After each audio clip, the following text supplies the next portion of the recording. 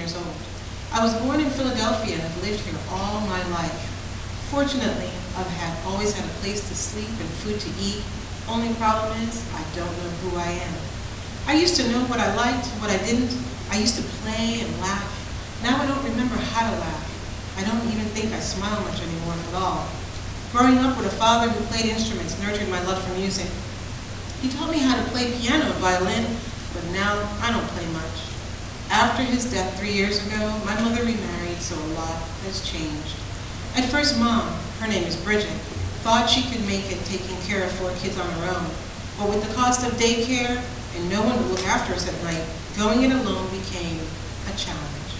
So she remarried after almost 2 years of struggling to keep a roof over our heads. Without hesitation, my stepfather, Chuck Walsh, sold my violin for cash and had forbidden instruments of any kind in the house. He wanted nothing within our reach that reminded us of the father we once knew. That's when my life took a turn for the worse. Chuck started beating Mom almost every night. I always huddled in my bedroom closet with my 3 younger siblings until it was over. We covered our ears with our hands, but we still heard her screams. We prayed that we wouldn't be next, but Chuck's already promised I'll be next. He's only waiting for my 18th birthday to treat you the way I treat my wife. How can I escape this? Chuck's decided he wants to soften me up, get me ready. He makes me do things I don't want to think about. Sometimes shh, don't say it, don't think it. It hurts too much. I feel dirty all over. Mom says I was the most beautiful baby she'd ever seen, but I don't feel beautiful anymore. How could anyone else see me as beautiful? I feel so dirty all over. I didn't ask for this. It's my senior year and my first day at a new school. I'm scared. Chuck took us away from our home in Germantown, a place northeast of downtown Philadelphia, to Cherry Hill, New Jersey.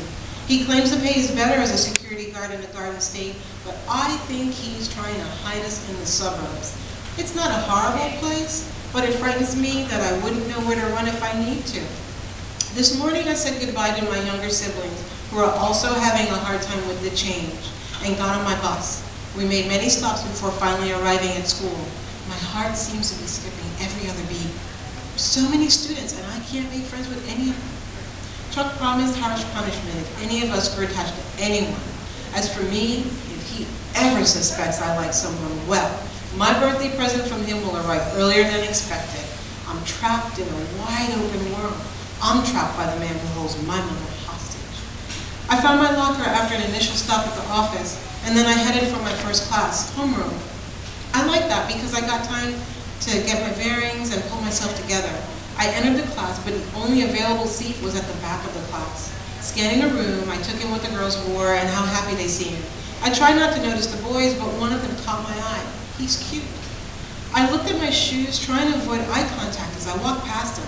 I can't let myself like anyone here, not even a little. I slid into my seat and looked up toward the front of the classroom to find the same boy looking at me. My face felt hot. Why? I noticed how warm his brown eyes are before quickly switching my gaze. Such care is in those eyes. His gaze reminded me of the way my dad often looked at my mom. Is that how Mom ended up with Chuck? She forgot what to look for? It just so happens the boy showed up in most of my classes. The teachers called him Rick. Rick. I made it through all my morning classes. No one approached me, and that's fine. It would only cause heartache if I had to reject them later. I didn't want to reject them, but Chuck has never failed to do what he says. I found the cafeteria. It was easy enough. The noisy conversations coming from the door at the end of the hallway provided the biggest clue. Longing eyes and quick paces were further clues which betrayed the hunger inside many students that needed to be satisfied. I paid for my lunch and sat alone at a small table in the corner. I hoped no one would notice me, but to my dismay, I heard footsteps closing in on my location. Hi, said a male voice. You're new here, so I thought I would introduce myself. I'm Rick. He finished, extending his arm for a handshake as he smiled at me. I felt goosebumps pull at the hairs of my arm and my stomach churned. Oh God, this isn't happening. I can't make friends with him, especially not with him. But something inside me took over, and before I realized what's happening, I extended my arm toward him and spoke. I know. I heard the teachers call on you. Mine's Sarah. It's good to meet you, Sarah. Mind if I sit? His brown, almond-shaped eyes sparkled, and his voice sounded as calming as the surface of a quiet lake. He looks Asian, but "No," I said, wondering if he noticed my quivering hand as I pulled it back into my lap. I looked at my food and realized I had lost my appetite. I heard him shift around in his chair. "I wanted to meet you. You're in most of my classes. Who knows? We might be able to pair up for some of those class projects." He paused. "Sometimes I have trouble eating the food here too. You never know what's in there some days. Where are you from?" "Philly," I replied, "Germantown area." He's kind and friendly. I looked at him and saw the details of his face. He has a strong chin. Scanning his face, I caught a glimpse of 2 dimples in his cheeks that seemed to mark the ends of his captivating smile. "Cool. Did you just move here then?" Rick asked, seeming a bit nervous. "Yes, my parents wanted a change of scenery. Are you from around here?" I really shouldn't be continuing this conversation. Why didn't I cut it off when he said hi? "Yeah, hey, do you want to do something this weekend? A few of us are going to a party Friday night. I could introduce you to some people." I felt my arms wrap around my torso. "I can't." I looked away from his face and then quickly turned back again. I found it difficult not to look at him. I wanted so much to be his friend. I wanted to be free, to have just a little piece of happiness. "Oh, that's too bad. Maybe some other time." I didn't answer. I think I shrugged. He finished eating his lunch, seeming at a loss for what else he should say. I nibbled at my plate until he got up. "There's the bell. We better go. Class starts in 5 minutes. I can take your tray if you want," offered Rick. "No thanks. I got it." I picked up my tray and walked to the door, throwing my trash away and dropping the tray on the cart. Rick followed me out of the cafeteria but started walking next to me after we entered the hallway. We walked in silence to our next class. Afterwards, I rushed out toward my final class for the day, relieved to find that Rick did not have the same class. At the end of the day, I caught him looking inquisitively at me as I got on my bus. What in the world have I gotten myself into? What am I going to do now? When the bus dropped me off, I felt Chuck watching me as I walked up to the front door and went inside. I dared not look at him in case my face gave something away. Mom dusted the coffee table. "Hi, honey, how was school today?" "Fine," I said abruptly before dashing into my room, locking the door, and falling on my bed for a good cry. Many weeks go by. Rick and Sarah got to know each other pretty well. They hung out at school, playing piano together.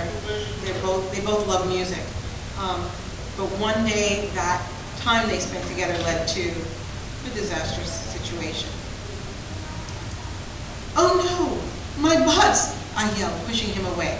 "I can't miss my bus." "It's okay, Sarah, I'll take you home. Maybe I can get you there when the bus pulls up." "You don't understand. He watches me walk off the stupid thing," I said breathlessly, immediately running down the hall and out the front door. Once outside, I nearly fell flat on my face when a mental fog temporarily blocked all reason. My bus was gone. I felt like screaming, but the sound wouldn't come. I had to run fast and get home. Maybe he won't be there. Maybe he'll be busy raking the leaves. Oh God, please don't let him notice I'm not on the bus. I breathed deeply as my heart pumped faster. I decided to run the equivalent of 10 zigzag blocks home. My feet stumbled twice along the way, but I pressed on. I saw the bus once, crossing a path I had yet to reach. Waving, I realized the bus driver didn't see me. Liquid fell down my cheeks, and it seemed as if I looked through a glaze. When I finally arrived home, I saw my bus bouncing down the street in the great distance ahead. I turned to look at my house and gulped hard as 2 blue eyes glared back at me. Sweat ran down my face, and my chest heaved from lack of air. Although my feet stepped onto the pavement to cross the street, my brain screamed at me to continue running down the street. The urge to throw up increased when Chuck stood only 10 feet away. I could see the sweat on his red face now and his fist clenched tight. I kept walking toward him, my body now shaking intermittently. Chuck's fist started to release. My throat went dry, trying to squeeze the life out of me before he had the chance. I had trouble breathing. Chuck grabbed my brain and started yelling curses at me. My hand rose to my defense, fighting to keep my brain attached to my head. I'm sorry, it won't happen again. Please don't, I promise. I begged, but my knees gave way, and he dragged me into the house.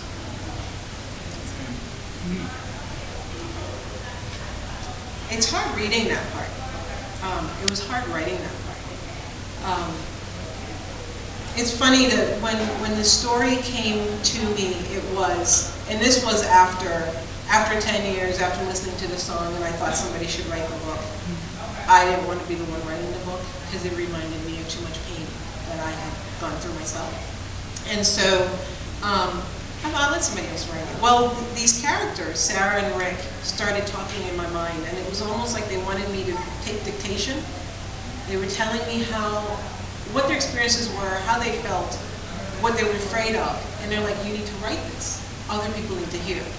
And so I started writing, and I thought at first I was just going to write an outline. Well, that didn't happen. I ended up writing the entire book in 2 months, which is like unheard of with authors, because you take time, you do research, you go here, you go there, you talk to people, you rewrite and rewrite and rewrite, and then maybe a year or two later you finally have something written, and then you're trying to find a publisher. Well, this book was done in 2 months. I had a few friends that I asked if they would read the book to see what it was, because I thought, oh, this can't be any good. I did it in 2 months. And so I couldn't find anyone. They were like, I can't read it. I was abused too. I can't read it. I was abused too. I couldn't find anybody to read it. Finally, I found a girlfriend of mine who's an educator, and she's like, I'll read it. So she read the book, came back to me, said, you need to write this book for teenagers. I said, that's who I had in mind, because I wanted teenagers to know they're not alone, they don't have to keep this a secret. Even though they're scared, they can find somebody to help them. And I wanted to write an inspirational book that gave hope to the main character, so that at the end of the story, they knew they can have hope too. I really got tired of seeing every abuse story stuck in the ghetto. I wanted to take that out of there, because I'm like, that's not the only place this stuff happens. So I put them in a suburb. I gave the villain a good job. I mean, he's a security guard. Who thinks anything bad of a security guard? He takes care of his garden. He's, the neighbors going by would be like, oh, he takes care of his house. Even though people on the outside look good, there could be a monster in the house. And so I wanted to show that the thoughts that we've always had of who the villain is not always who we think it is. But I also have characters like Rick in the story. He befriends Sarah and he helps her. And I wanted to show you can find friends from unlikely places that can help. You can talk to somebody. There are people you can trust in the world, even though it's filled with people who are not great. So they talked to me, I wrote it, and a few months later, a friend of mine introduced me to an event, Art Sanctuary, and Max Rodriguez, the founder of QBR, Quality Book Review, he came there and interviewed me for, proposing my book. And this was 2 years ago. So 2010 May was the first time I had presented my manuscript to somebody. And by the end of the summer, he decided to give me an agreement, and we went on. So last year, April, this book came out with a cover on it. And it was the most exciting thing to see something that I originally thought I didn't want to write, that I thought should be written, but I didn't want to do because it was so painful, that my husband had to watch me hug myself. Like I kind of became like Sarah, like I'd be hugging myself thinking through the scenes that were very hard. And he would ask me, what's wrong? And I'm like, I'm fine. I said, but my character isn't. And I'm thinking through the scene, and I said, I don't like it, but I'm going to write it because it's real. It's happening to somebody. So I'm going to write it. And I did. And so far, like just last week, I went to an event that was held for young girls. They're part of the youth advocate program. And so I read, the same parts that I read, but they had the opportunity of reading a book before, because the organization actually purchased books to give them to read. And I had 2 of these young girls come to me and said, you wrote my story. And for me, like, that was painful. Like, it was hard, because you don't want to hear somebody young and beautiful that they've been through something like this. But what encouraged me was that they said, even though I wrote their story, when they got to the end of the book, like they started reading the book, they felt like Sarah did. They didn't think they were beautiful. Who would want to love them? Who could love them after what they've been through? At the end of the book, one said she got happy because she realized there's hope for her, that she can think of herself as beautiful, even though this thing happened to her. The other girl's already thinking about when she's older, she can help other girls who are going through this the same way I'm helping. And those are the kind of stories that touch me most of all. The ones where somebody can start out being devastated, and by the end, they can be like, I can live a life to the full. I don't have to be trapped by what's happened to me. I don't have to even if the person, they see the people, they don't have to let their presence cause them to shrink and be less. So that's a little bit about, I told you about that I'm married. I have 2 sons, one's 12, one's 8. They haven't read the book, they saw me when I was writing the book, but we agreed like they have to wait till a little bit older. Because I wrote this book for 14 and up, and the only exceptions I make are for young people who've gone through themselves, because then they can relate. But if they never, then it would really shock them, because it's, it's not a graphic book. I didn't write it because, I didn't want to, that wasn't the purpose of this book. But it's emotionally gripping.